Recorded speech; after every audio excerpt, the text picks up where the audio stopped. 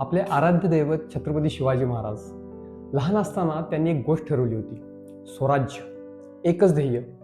बाकी सगळं, प्रत्येक लढाई, प्रत्येक किल्ला, प्रत्येक निर्णय त्या एकाच ध्येयासाठी.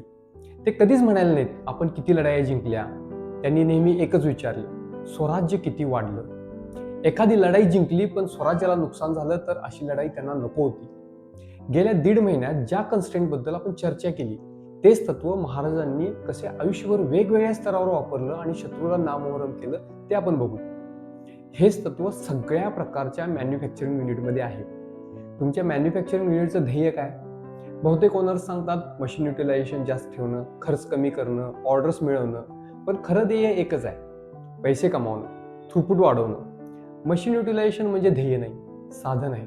ऑर्डर्स मिळवणं म्हणजे ध्येय नाही, साधन आहे. ध्येय चुकलं किंवा विसरलं तर प्रत्येक निर्णय चुकतो. शिवरायांनी स्वराज्य हे ध्येय कधीच विसरले नाहीत, म्हणून प्रत्येक निर्णय त्याच दिशेने होता. म्हणून स्वराज्य स्थापन करता आलं. तुमच्या कारखान्याचं एकच ध्येय ठरवा आणि त्याला कधीही विसरू नका.